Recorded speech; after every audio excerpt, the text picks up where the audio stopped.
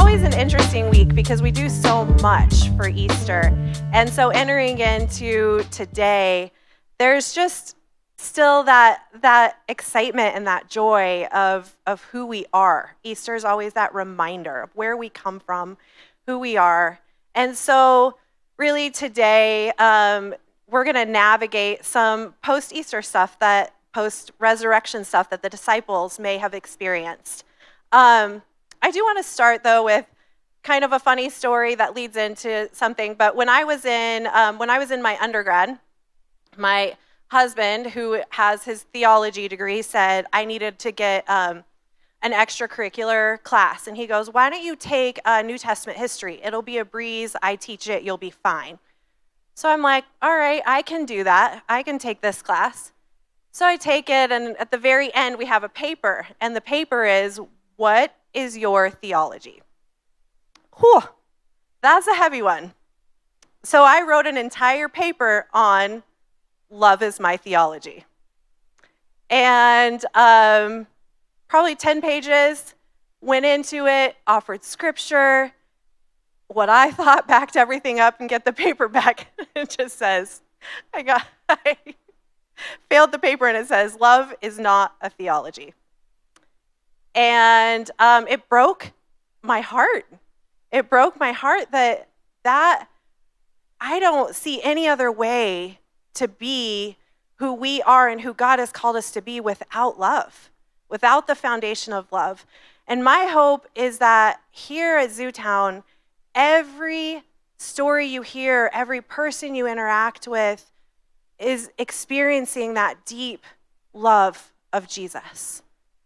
That it's interwoven, that our knowledge doesn't come without the deep root of love and care, because that's who we are. That's who he's called us to be. So as I share today, that's my hope, is that you just experience his love for you in all of this. Over the last series, we've recapped, I'm just going to recap a little bit of some of the name changes that we've done. We went from Naomi to Mara, and in this, we just experienced God's nearness in our grief, and that he's still there, he's still pursuing. And then we go from Saul to Paul, and that's God's pursuit of us despite ourselves. And then we went from Jacob to Israel, God's redemption from our stories. And Abram to Abraham, God's faithfulness in our doubt. And there's more and more. And as we notice these name changes, what I love, the interwoven nature of how God continues to redeem us to himself. There's this grand story, and we live in these worlds where we begin to hear things about ourselves, or we take from the stories that we hear, and then we begin to name ourselves. And through this sermon series, we have just heard how through all of the winding paths, God says, nope, this is who you are. This is who you are. This is who I created you to be. And so as we move forward into today, what we're looking at is really kind of in connection with that, is that reality of Jesus being tangible with his disciples and then moving into ascending into heaven, and that tangible Jesus into the spirit of Jesus. And so as we take away from last week, we spent time, if you were able to come, Good Friday was beautiful. And it was a time to just grieve and remember and enter into that space together. And then we go into Great and Holy Saturday and enjoy that community with one another, and then into Easter where we celebrate. And really today, we're just going to talk a little bit about that time post-resurrection and then into the ascension and what we've learned. And so I can just imagine, I think a lot about the disciples in that time, these people who are closest to Jesus. These are his best friends. And so here's the deal. They hear these stories, but really somebody rising from the dead, they're like, oh, he's really here. We see it with Thomas doubting. We see it with their questions. And we've got this 40-day period where they're like, okay, so he's back. And I can imagine there's some doubting, there's some fear, there's some confusion, like, okay, what are we doing here now? What's happening? And then all of a sudden he ascends after 40 days. So he dies, he rises again, he ascends, and I just continue to think of, gosh, emotional whiplash is all that was going through my brain of like, you're here, you're not here, you're here, you're not here, and there's so much grief that's interwoven in that. And going from tangible Jesus to Jesus in heaven, and the disciples having to learn, who am I when you're not here with me? And I just want you to take a minute, like, think about what the disciples must have been feeling. Think about the people who were near to Jesus. What must have they been feeling at that time? The person that they were following, that they were most connected to, he's gone, and they experienced his traumatic death. Then he rises again, and they're in this space of uncertainty and fear and doubt and probably some excitement, and then he's gone again. I like to name that grief. Grief is so interwoven in the very nature of this story. 3 years, they gave up everything.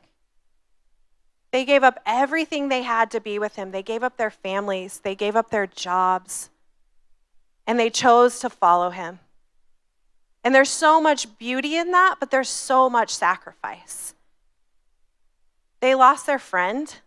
They lost their leader. I can imagine there was some confusion of what do we do next? So in the art of thinking through that, I began to think back on somebody I love that I've lost. And my brain immediately goes to my granny. And as I think of her, she's so funny because she was probably one of the meanest people that I ever knew. She wanted you to look a certain way. She wanted you to act a certain way. She would be horrified by my tattoos right now. Horrified. One time I did my hair and I walked out into the living room and she goes, well, you look like a sucked dry mango. And she was always so brutal. It was just her way. And she just had this feisty nature to her. But that feisty nature also made her the biggest defender of the underdog. It made her somebody who saw people that needed something, and there was nothing that could get in my granny's way. She was going to do what she needed to do. She was funny. She would break apart cookies to eat them, and she'd say, it's less calories if you eat them in parts. So we always laughed at the cookies. She made these famous chocolate-covered cherries that every Christmas we'd come and we'd get all the chocolate-covered cherries, and I'd take as many as I could home with me. Every time I left her house, she had a gift for me. And there's this interwoven nature of, we can name the truth. She was not the nicest person in the world, and I have these really beautiful memories of who she was.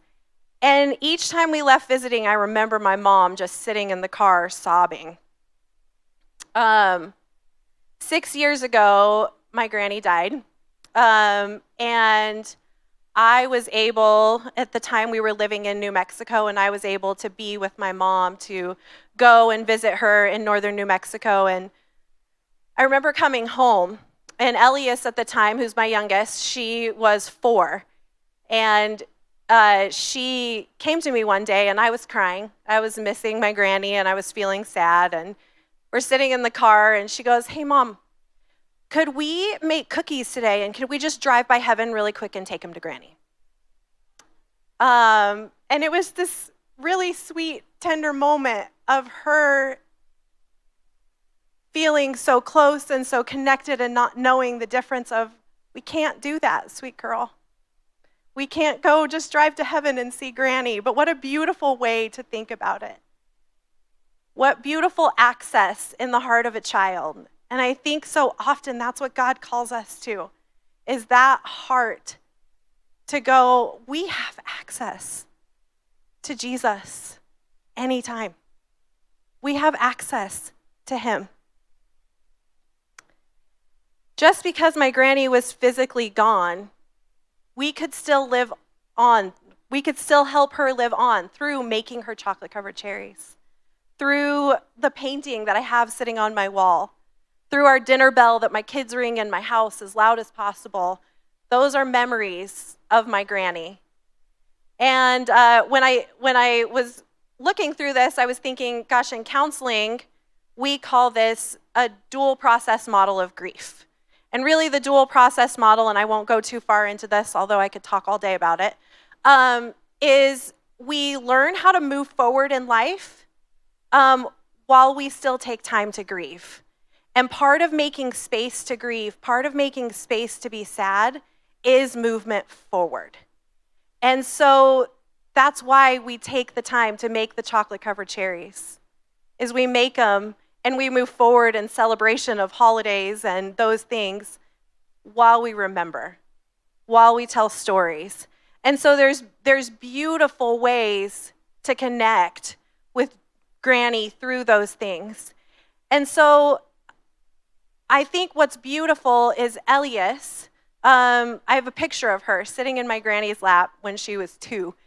And she has that picture sitting next to her side of the bed.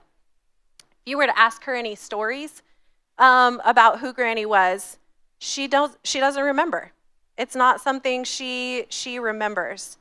But the reality is, through the stories that we've told her, through the food that we've made, through the times of remembering, Elias knows my granny. Through the blood that lives in Elias, she knows my granny. She will always carry a part of my granny with her. And in that very same way, we each carry the lineage of Jesus. We did not spend time with him tangibly on earth. Yet, through the gift of the Gospels, we know him. We know who he is. We hear their stories. We've learned their lessons. They've given us these pictures of Jesus. But even more than that, Jesus, when he ascends, and we'll learn here in a minute the verse in Acts 1:4, through the ascension, we're given the Spirit. And so it says in Acts 1:4, "Do not leave Jerusalem, but wait for the gift my Father promised, which you have heard me speak about. For John baptized with water, but in a few days you will be baptized with the Holy Spirit." The Spirit is God's gift to us. The Spirit is that gift that says, I am going to live through you. This is a tangible picture of me with you. Here is a piece of me to stay with you until I return. And the beauty of that is that's Jesus saying, I love you so much. I want you to carry a piece of me with you. This morning, we went on an early morning hike and got to watch the sunrise, and that's the place for me where I just experience tangible Jesus. Through watching the sunrise, through hearing the birds, through feeling the dirt and the rocks beneath my feet, and just getting to experience his nearness and his presence with me. And it made me just think of this, like, this is your Spirit. This is your Spirit. You continually show up, God, the way that I see. And each and every person in this space experiences him differently. Not one of us experiences Jesus the same way. And that's the beauty of what community is, right? We get to show up and we get to learn from each other. We get to experience him in every person that's right in front of us. We move further into Acts. So really the Gospels tell us all of these stories, and then the ascension happens, and we move forward into Acts. And really Acts is kind of the disciples moving forward and the disciples taking the lessons that they learned from Jesus and building the church. And so Acts is this story of the church beginning and figuring itself out, and how do we do this, and what does it look like? Our tangible Jesus is not here. And so how do we do this? What does it look like? So in Acts 2:42, it says, the church shows us how to carry on the lineage of Jesus as his sons and daughters. And we read this: they devoted themselves to the apostles' teaching and to fellowship and to the breaking of bread and prayer. So I see this in three very different parts. The first one is teaching. And the beauty of teaching is, I love that it says they came together to learn the ways of Jesus, growing together and building connection. They devoted themselves. They devoted themselves to learning. I want to know about Jesus. I want to understand him. I want to know, how am I supposed to live this life that's foundational in love, that's rooted in the very nature of love? Because everything that Jesus did, everything that he does and continues to do is always rooted in the very foundation of love. So devoting themselves, learning, coming together came from deep and profound love, wanting to understand, wanting to know, wanting to hear the stories. Just like Elias wants to hear the stories of my granny, the church shows up. They're like, I'm devoting myself. I want to know. I want to know Jesus. What does he say? What did he teach you in those quiet and private places that were only yours with him? Teach us. Let us learn. And then we move into fellowship. And fellowship is one of my favorites. I mean, you often hear the word community when we come into a church. And there's beauty in what that looks like. They took care of each other. I love that in verse 245, it says they sold property and possessions to give anyone who had need. That's what we do. We show up.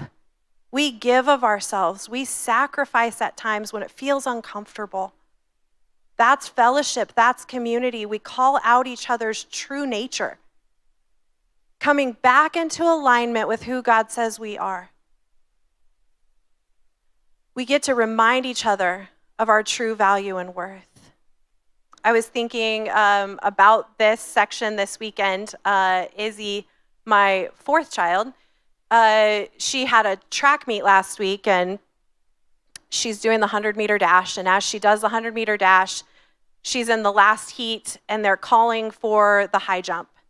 And I look at her, and I kind of see her panicking a little bit. Like, they're calling for the high jump. I'm going to miss the high jump. I've got to do this. Can I figure it out? And we got her checked in, and she's panicked. And so she runs the 100-meter dash and then sprints over and does the high jump and comes over. And James and I are sitting up in the stands, and she comes over and she just melts. She's in tears. She's like, I don't want to do any of my next events. I'm done. I'm tired. I'm done. I hurt. And she was carrying this emotional stress. How do I do this and this and this? And I'm trying to figure it out, and I don't know what to do. And as I watched just the tears fall, James and I sat with her for a minute and gave her food, because normally food heals most things. Gave her some Presley. Gave her some pickles, gave her all of her favorite things. And she's sitting there, and I looked at her and just watched her cry, and I'm like, you've been through a lot. This was heavy. This is going from one thing to the next. Like, let's take a breath. Let's take a second. This is who you are. Really, James and I were taking a minute. We're just going to remind you, this is who you are. This is where you come from. If you don't do the event, our love doesn't waver. Our love doesn't change. This is who you are. Well, pretty soon, her friends are coming around her. Izzy, are you ready? Are you ready? Are you ready? And she has all of these people coming and cheering her on. And all of a sudden, she perks up, and she's like, okay, I'm ready to do the relay. She goes out and runs again. And I think the beauty of that story is she just needed a second to be reminded. She needed a second to be reminded of who God called her to be. And in that moment, yeah, it's track. It's going to change. It's going to be different stuff. But she needed a moment to be reminded. You're okay. You're loved no matter what. Nothing changes in this moment. You could fail everything and be loved. And that's what we do in community. We show up for each other. We say on your worst day, you're worth being loved. In your hardest moments, you're worth being seen and heard. When you're in the hospital, I'm going to show up and I'm going to hold your hand even though I don't have the words to say. When you're having a baby, we're going to show up and bring meals. When you're lonely, I'm going to sit next to you, and I'm going to remind you that you're not alone. And we become that tangible picture of Jesus to one another. We become that gift of the Spirit to one another. And there's so much beauty in that. When we can release, when we can let go of our rights, when we can let go of our strict regulations, like I go to bed at this time, I can't go to the hospital right now. We begin to sacrifice because we see the deeper rooted meaning of what love looks like in the flesh, of what love looks like between one another. And we get to carry life together. We get to walk alongside one another. And this one is just so beautiful to me because it's exactly what we do in this space. It's exactly how we continue to show up. It's exactly how we continue to be Jesus, the hands and feet of Jesus to one another. And so as we show up in community, that's really what we watched the early church do. They began to show up for one another. And soon enough, more and more people were joining. Not because of, I always love to say, we love you not because of what you do, but because of who you are. That no matter what, you can come into this space, and if you were to never give anything, you would be deeply and profoundly loved. Because we love you not because of what you do, not because of what you offer, but because of who you are. That the very nature and life that God breathed into you is worth seeing and knowing and loving because of who you are. Because he thought you into existence. Because he's interwoven in every part of who you are. And we get to remind each other of that on our worst days, because there's a lot of days I don't remember that, and I need people to remind me. There's a lot of days that I walk in my old name, and I need people to remind me, nope, you're a daughter of the King, and he breathed life into you. And that's what we get to do for each other. Band, you can go ahead and come on up. The very last piece of this is breaking of bread. And I love this so much. The communion table is such a gift that we were given. It's such a gift that was given to the disciples on that last night. That Jesus broke bread, and it was a way of teaching them, this is how you remember me. And so we remember through having communion on Good Friday, and we remember just the goodness of Jesus breaking and giving his life to us. And then we come in on Easter morning and we take communion again, and we're remembering the hope that we live in, the hope of who he is to us, the hope of our home eternally being with him. And then, and so when we come to this table, it is a place, like I talked about earlier, where we come around the table and we made my granny's chocolate-covered cherries. This is a place that we come to the table and we remember the one who connects us all, the one who created a seat at the table for all of us. I have this memory of being a little girl, and I had had a really hard day, and I sat at the dinner table, and then I was right in between my two brothers, and they just started antagonizing, and I lost it. And I stormed away from the table, and I went into my room and crying, and I'm in this space, and I feel ashamed that I ran off from the table. I felt fearful to come back to the table, embarrassed. I don't know what to do. I don't know how to do this. I don't know what it looks like. And soon enough, my dad came into my room, and he was like, Jerry, Lindsay, let's go. Come on, come back to the table.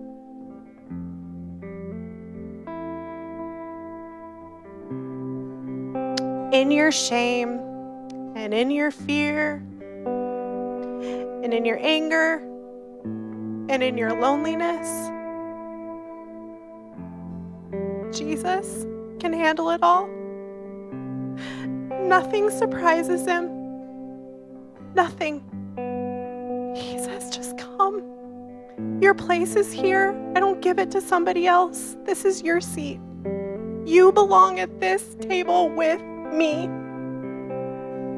Every one of you in this room belongs at this table. This table is not for the holier ones.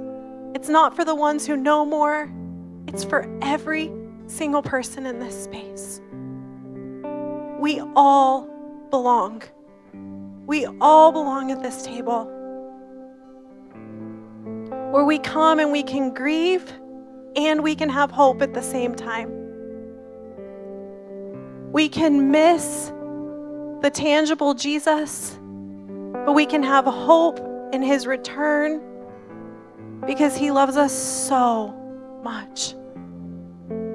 Because he sees you in every fear, in every loneliness, in every part of life. He sees you and he says, here's your seat. Will you tell me about it?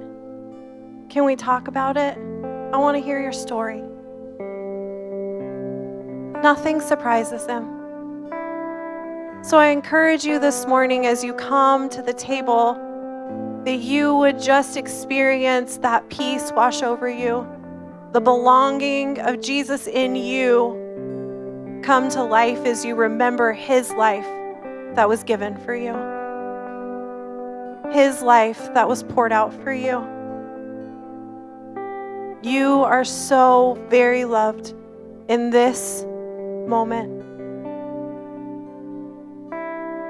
Would you all stand with me?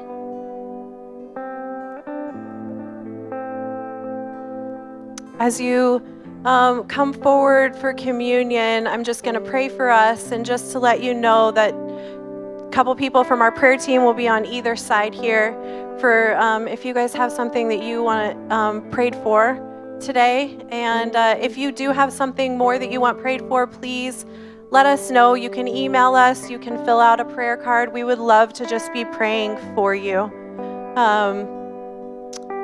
As just a church, as a staff, as people, we want to connect with you. We want to pray for you. And then as you're done with communion, I just encourage you to find somebody today to be a tangible picture of Jesus too. If that's giving somebody a hug, if that's seeing somebody that you don't normally see and just reaching out and saying, hey, this is who I am. Let's be tangible pictures of Jesus to one another today as we move forward. So you're welcome to come forward as I go ahead and start praying for communion. Jesus, thank you. Thank you for your kindness, for your goodness, for your presence, for your peace, for your faithfulness. Thank you for writing all of our names in love, for calling us exactly who we are. We are loved by you and we are known by you. Thank you for giving us a seat at the table. We love you so much. Amen.